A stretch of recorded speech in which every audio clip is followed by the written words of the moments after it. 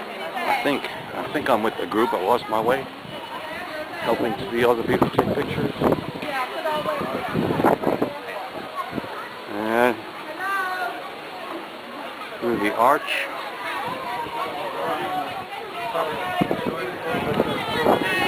Quite a stairway there.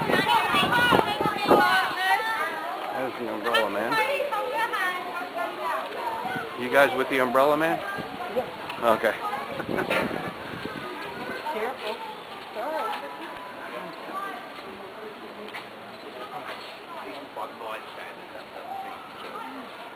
Come in a bit closer.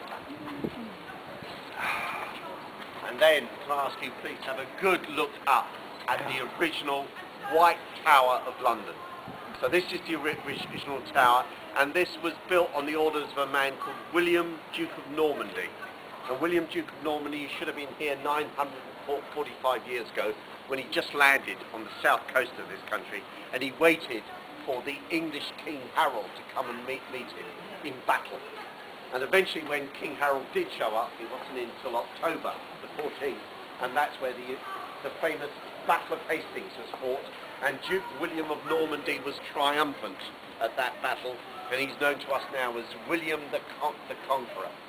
His bed, which wasn't bad going for those turbulent times. The first man ever to die trying to escape from the tower did so in 1144, another household name, Griffith ap Llewellyn. Yeah, they're very safe. Griffith ap Llewellyn tried the old trick of tying the sheets together to escape, to make a rope, and they came undone, and he plunged to his death, watched by his family. So I hope you feel ashamed of yourself for that. So he died here as well.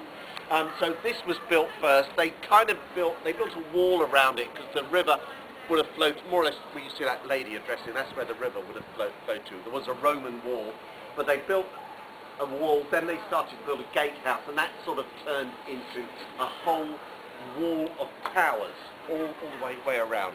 And that's from the 1220s, and then in the 1280s they pushed on again, and they built themselves another wall on the outside, and they built a moat to surround it.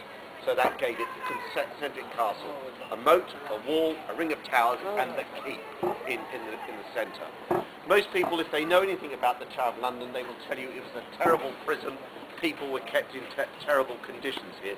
It was a prison, but by and large, not entirely. There were some exceptions to it, but as long as you had a bit of money, most of these people who kept here were nobles, were of the class. As long as you could bribe your jailer, life was not that uncomfortable. Just above us here, you can see the seagull on the chimney. That was known as the Garden Tower, and for 13 years, that was the home of Sir Walter Raleigh.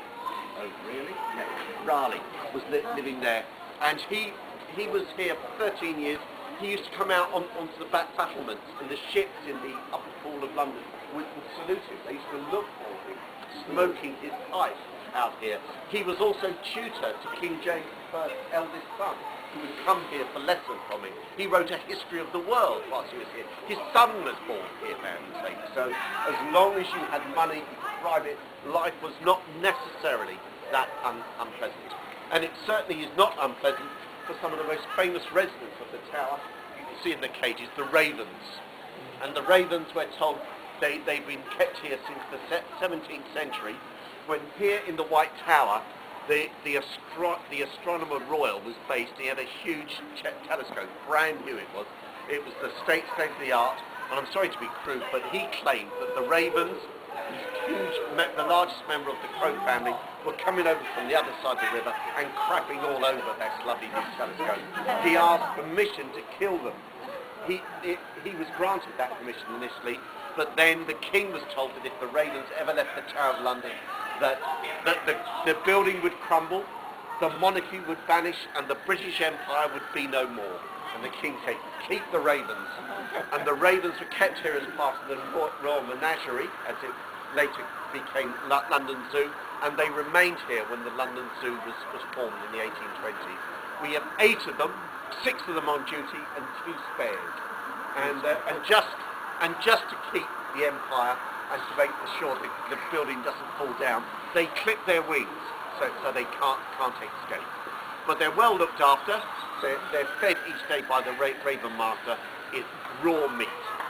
So at least you've got that. Right, let's kill some. Let's go and have an exhibition.